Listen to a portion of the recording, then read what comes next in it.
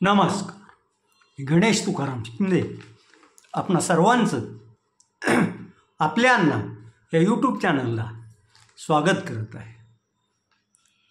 Supreme कोर्टानं महाराष्ट्रातील स्थानिक स्वराज्य संस्थांच्या निवडणुका वेळेत घ्या असा आदेश देताच निवडणूक प्रक्रिया निवडणूक आयोगानं सुरू केली आहे. ग्रामपंचायतीच्या सरपंच पदाचं आरक्षण काढून संपतं न संपतोच काल संपूर्ण महाराष्ट्रातील जिल्हा परिषदाच्या गटाचं प्रारूप त्या जिल्ह्याच्या निवडणूक अधिकारी तथा जिल्हाधिकारी यांनी घोषणा केली आहे. धाराशिव जिल्ह्याचे जिल्हाधिकारी किरण कुमार पुजारी यांनी काल धाराशिवच्या चिप गट आणि एकूण जिल्ह्याच्या गणाची प्रारूप यादी जाहीर केली आणि या यादीवर कोणाला काही आक्षेप असल्यास त्यांनी 21 जुलैपर्यंत हरकती घ्यायच्या आहेत. त्या हरकती निवडणूक विभागाकडे दाखल झाल्यानंतर त्यावर 11 ऑगस्टला जिल्हाधिकारी काय तो निर्णय घेतील आणि मग पुढची होईल. 2022ला गट आणि गणाचा प्रारूप आराखडा बदलण्याची चर्चा होती आणि त्यावेळी 55च्या ऐवजी 61 गट जिल्ह्यात होणार होते. मात्र ते रद्द करण्यात आले असून पूर्वीप्रमाणेच 55 गटाची प्रारूप यादी ही केली आहे. त्यात धाराशिव जिल्ह्यातील 12, कळंब तालुक्यातील 8, वाशीतील 3, भूम 5, परंडा 5, तुळजापूर 9, उमरगा 9 आणि लोहारा 4 असे ते जिल्हा परिषदचे 55 गट असून गणात धाराशिव तालुका 24, कळंब 16, वाशी 6, भूम 10, परंडा 10, तुळजापूर 18, उमरगा 18 आणि लोहारा 8 अशी गण असणार आहेत. एकदा या प्रारूप गट आणि गणाच्या यादीला मंजुरी मिळाल्यानंतर मग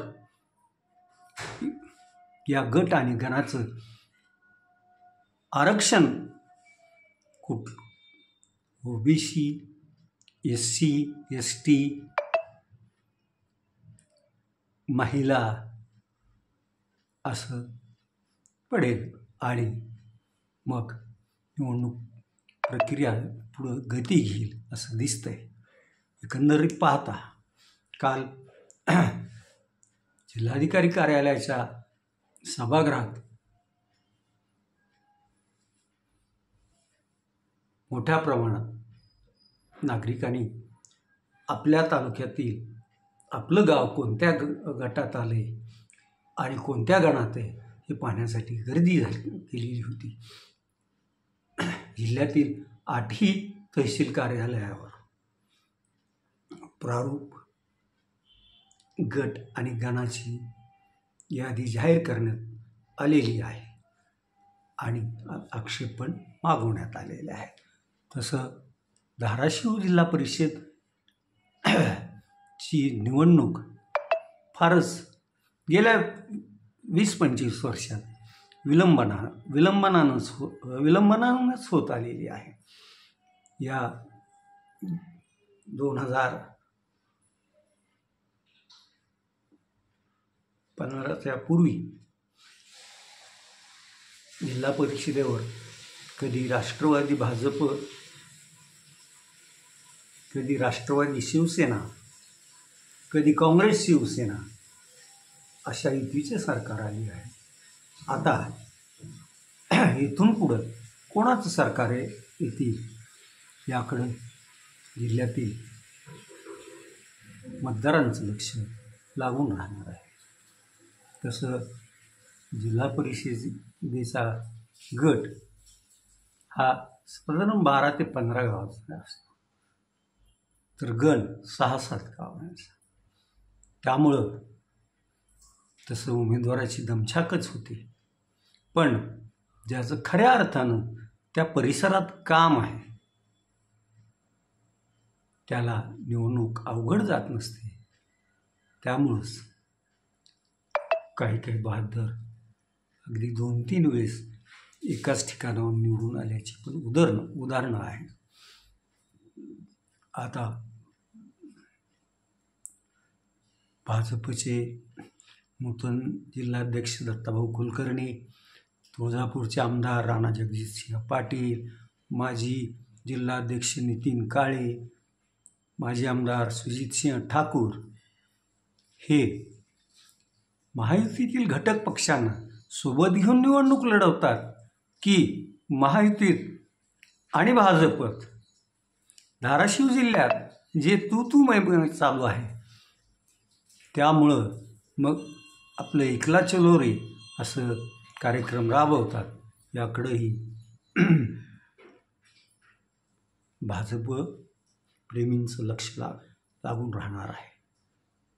महाविकास आघाडीत शिवसेना उद्धव बाळासाहेब ठाकरे, काँग्रेस, राष्ट्रवादी शरदचंद्रजी पवार आणि त्यांचे इतर घटक पक्ष आणि जर शक्य झालंच तर मनसे असं एकत्र येऊन निवडणूक लढवतील असंच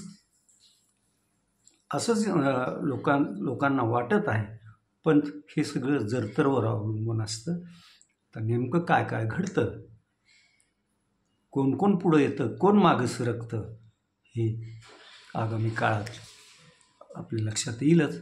आज तुर्तास एवढंच. आपण आपल्या अण्णा हे यूट्यूब चॅनल सबस्क्राईब करा, लाईक करा आणि कमेंट्स पण नोंदवा. धन्यवाद.